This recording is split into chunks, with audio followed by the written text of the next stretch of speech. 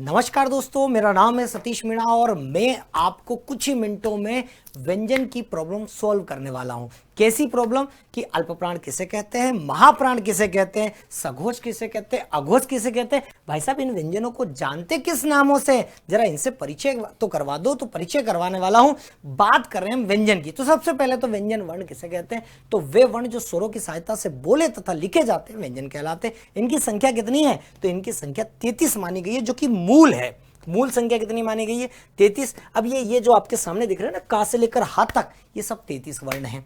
ठीक है, अब इन 33 वर्णों के क्या क्या नाम है जरा देखते हैं। तो इन 33 वर्णों में जरा मुझे आप कोई बताएगा कि इन्हें क्या कहते हैं। देखिए, ये गणित के आकार की तरह बन रहा है, तो गणित में किसके आकार की तरह बन रहा है ये आपको बताना है। ठीक है, तो इन्हें क्या कहते हैं? तो ये जो आपके वर्ण हैं, आपके टोटल 25 वर्ण हैं, जिन्हें हम जानते हैं किस नाम से? तो इन्हें हम वर्ग के नाम से जानते हैं, क्योंकि वर्ग बन रहा है। तो ये आपके हो जाएंगे कौन से? वर्गीय व्यंजन। इन्हें स्पर्शी व्यंजन भी कहा जाता है। इसका कारण है कि मुख के 5 अंग होते हैं। कौन कौन से? कंठ, तालु, मूर्धा, दंत और ओष्ठ। इनकी सहायता से तो हम पढ़ रहे हैं अभी क्या? आपके व्यंजन और व्यंजनों का वर्गीकरण। तो व्यंजनों का वर्गीकरण हम देख रहे हैं। तो आपने देखा, व्यंजन की परिभाषा तो मैंने बताई दी। साथ में इन 25 वर्णों को स्पर्शी कहते हैं, जिनके प्रत्येक वर्ण का नाम उनके पहले वर्ण के नाम पर रखा गया, जैसे का वर्ग, चा वर्ग, टा वर्ग, ता वर्ग और पा वर्ग। ठीक है, पा वर्ग हो गया। अंतिम वर्णों को इन्हें पंचमाक्षर कहा जाता है। इतनी बात क्लियर है। ठीक है, आगे बढ़ते हैं। तो आपके जो नीचे हैं, इसके अलावा अगले जो व्यंजन है कौन से हैं? तो ये आपके जो या, रा, लावा, ये दिखाई दे रहा है आपको, ये वाले व्यंजन। ठीक है, तो इन्हें जो है हम किस नाम से जानते हैं, जरा ये बताइएगा। कोई बताए कमेंट करके जल्दी से। ठीक है, तो इन्हें किस नाम से जानते हैं? तो इन्हें जो है हम जानते हैं किन नाम से? तो इन्हें हम कहते हैं अंतस्थ व्यंजन। क्या कहते हैं इन्हें? इनका नाम है अंतस्थ व्यंजन। अंतस्थ व्यंजन के नाम से ये जाने जाते हैं। आगे चलते हैं। फिर इसके बाद आपके जो बच गए हैं 4, ये 4 हैं। तो इन्हें किन नामों से जाना जाता है? जरा दिखे, बताइएगा मुझे कि किन नामों से जाना जाता है इन्हें। ठीक है, तो ये जो 4 है आपके, इन्हें किन नामों से जाना जाता है? क्लियर है? ठीक है, चलिए, तो इन चारों को किन नामों से जानते हैं हम? जल्दी से कमेंट करके आप बताएंगे। और इनको जानते हैं हम किस नामों से, इन चारों को? तो ये जो 4 है वो जाने जाएंगे आपके किस नाम से? तो इन चारों को हम कहते हैं क्या? इन चारों को हम कहते हैं आपके संघर्षी व्यंजन। क्या कहते हैं? संघर्षी व्यंजन, है ना, संघर्षी या ऊष्मीय व्यंजन। तो ये टोटल 33 हो गए। ठीक है, इसके अलावा जो अलग से हैं वो आपके कौन कौन से हैं? छा, त्र, ज्ञा और श्रा। इन्हें संयुक्त व्यंजन कहते हैं। इनकी काउंटिंग मैंने इसमें नहीं ली। इसका कारण है नहीं लेने का, क्योंकि ये इनसे ही तो मिलकर बने हैं। जैसे कि अगर मैं आपसे कहूं कि ये किस किस से मिलकर बना है, तो ये जो छा मिलकर बना है आधा का प्लस सा से, ये त्रा मिलकर बना है आधा ता प्लस रा से, ये ज्ञानी मिलकर बना है आधा जा प्लस इया से, और ईशा मिलकर बना है आधा सा प्लस रा से। ठीक है, इसके अलावा 2 व्यंजन हैं जिन्हें हम आगत कहते हैं या द्विगुण कहते हैं। आगत या द्विगुण व्यंजन कहते हैं। ठीक है, इनको किन किन नामों से जाना जाता है? तो आगत से कहा जाता है, इन्हें उत्क्षिप्त व्यंजन भी कहा जाता है। इन्हें और क्या कहा जाता है? विकसित व्यंजन कहा जाता है। विकसित व्यंजन कहा जाता है। इन्हें द्विगुण व्यंजन कहा जाता है। द्विगुण के बाद इन्हें ताड़न जात व्यंजन भी कहा जाता है। साथ ही मैं आपको बता दूं कि इसमें 2 वर्ण हैं, एक या और एक वा। इन दोनों को अर्धस्वर कहा जाता है। क्या कहा जाता है? अर्धस्वर कहा जाता है। साथ ही रा को प्रकंपित व्यंजन कहा जाता है। क्या कहा जाता है? प्रकंपित। प्रकंपित का एक दूसरा नाम है आपका कौन सा? लुंठित व्यंजन। साथ ही ला को जो है वो पार्श्विक व्यंजन कहा जाता है। क्या कहा जाता है? पार्श्विक व्यंजन हो गया। तो इन सभी व्यंजनों के नाम हो गए। जैसे कि इनको संयुक्त व्यंजन कहा जाता है। इनको हम क्या कहते हैं? संयुक्त व्यंजन कहा जाता है। तो ये थे आपके इनका सामान्य वर्गीकरण। अब आगे देखते हैं। तो आगे देखने में हम देखते हैं कि प्राण के आधार पर व्यंजनों को कितने भागों में बांटा गया है। तो जरा बताइए, प्राण का मतलब क्या होता है? तो प्राण का मतलब होता है वायु, कि मुख से निकलने वाली वायु के आधार पर, प्राण के आधार पर व्यंजनों को कितने भागों में बांटा गया है। तो प्राण के आधार पर व्यंजनों को जो है वो बांटा गया है कुल जो है दो भागों में, एक अल्प प्राण और एक महाप्राण।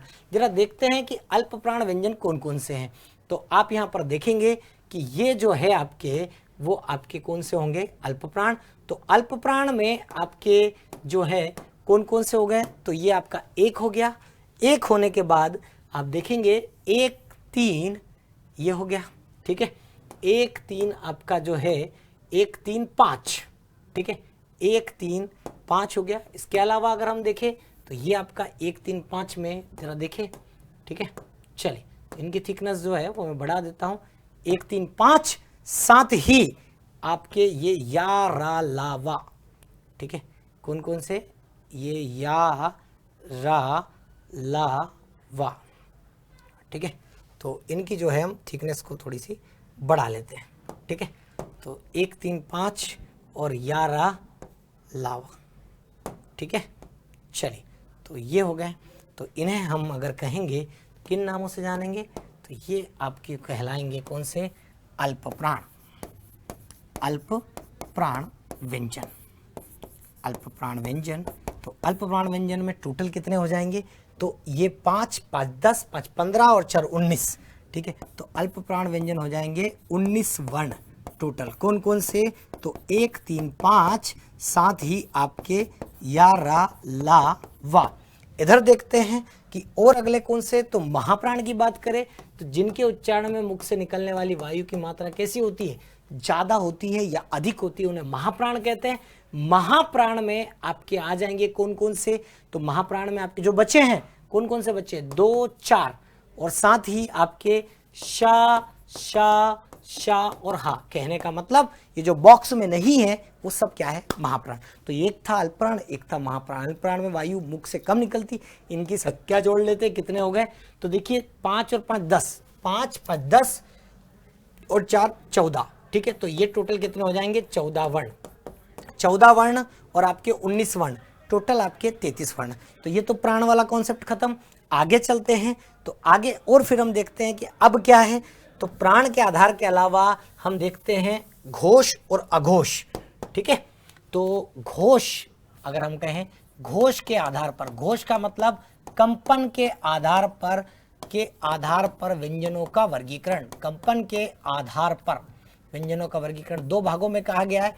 एक तो होते हैं अघोष, जिनके उच्चारण में मुख से कंपन नहीं होता, अगर हम बात करें कि मुख से कंपन जो है वो नहीं होता, और एक होते हैं सघोष, सा का मतलब घोष के सहित, जिनमें कंपन होता है। तो जरा देखते हैं कौन से अघोष है।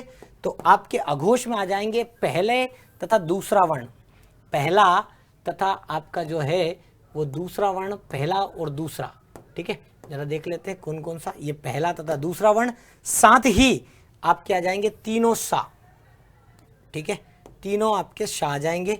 और अगर इसकी भी अपन थिकनेस बढ़ा दें तो जरा देखिए ये सा, तो आपके ये जो वर्ण है वो आपके कैसे हो जाएंगे, अघोष। कौन कौन से, पहला, दूसरा और तीनों शा, ये वाले टोटल कितने हो गए, तो 5 और 5 10, 13 वर्ण जो है वो आपके जो हो गए, कैसे हो गए, अघोष। और बाकी जो बचे हैं सघोष, तो सघोष में कौन कौन से आएंगे, 3 4 5, 3 4 5, साथ ही 4 ये और ये, तो आपके कौन कौन से, या रा ला वा और हा। टोटल कितने वर्ण हो गए, तो 5 3 15 और 4 19 और 1 20, तो 20 वर्ण जो है आपके, 20 वर्ण जो है आपके कैसे हो जाएंगे, तो 20 वर्ण आपके सघोष हो जाएंगे, 20 वर्ण आपके कैसे हो जाएंगे, सघोष। तो ये तो थे व्यंजन। अब मैंने आपको अघोष, सघोष और अल्पप्राण, महाप्राण बताया, तो स्वरों के बारे में मैंने आपसे बात नहीं की। तो जो स्वर होते हैं, सभी स्वर कैसे होते हैं, तो अल्प प्राण होते हैं, सभी स्वर अल्प प्राण होते हैं। साथ ही सभी स्वर कैसे होते हैं, तो सभी स्वर सघोष होते हैं। ये बात आप ध्यान रखिएगा। तो सभी स्वर आपके जो है वो अल्प प्राण होते हैं और सभी स्वर कैसे होते हैं, आपके सघोष होते हैं। ये बात आपको पूरी तरह से अच्छे से ध्यान में रखनी है, ठीक है। तो सभी स्वर अल्पप्राण होते हैं, सभी स्वर जो होते हैं सघोष होते हैं। तो मैंने आपको आज क्या पढ़ाया, तो आज हम एक बार देख लेते हैं एक नज़र में। मैंने आपको व्यंजनों का सामान्य वर्गीकरण बता दिया, किस किस नाम से जाने जाते हैं। साथ ही मैंने फिर आपको बताया प्राण के आधार पर, तो प्राण के आधार पर अल्पप्राण, महाप्राण, तो बॉक्स में सब अल्पप्राण, इनको छोड़कर सब महाप्राण। फिर मैंने आपको बताया घोष के आधार पर अघोष और सघोष, जिनके उच्चारण में कंपन नहीं होता उन्हें अघोष कहते हैं, और जिनके उच्चारण में कंपन होता है उन्हें सघोष कहते हैं। तो बॉक्स में जितने भी है वो सब अघोष है, बॉक्स को छोड़कर जितने भी है वो सब सघोष है। इसी कॉन्सेप्ट के साथ मैं आपको बताना चाहता हूं कि इसी प्रकार के वीडियो, इसी प्रकार की जानकारी के लिए आप जुड़े रहें उत्कर्ष से। और उत्कर्ष लेकर आया है होली हंगामा ऑफर, जिसमें उत्कर्ष के सभी ऑनलाइन कोर्सेस पर, ठीक है, 90% तक की छूट, साथ ही 3 महीने की एक्स्ट्रा वैलिडिटी आपको मिल रही है। ठीक है, तो आप ये जो ऑफर है वो कब से कब तक है, तो 21 मार्च से लेकर 28 मार्च तक। तो ऑफर का लाभ लेना ना भूलें और अभी डाउनलोड करें उत्कर्ष का ऐप नीचे दी गई लिंक पर, और साथ ही तैयारी शुरू करें अभी आपकी जीत की। धन्यवाद।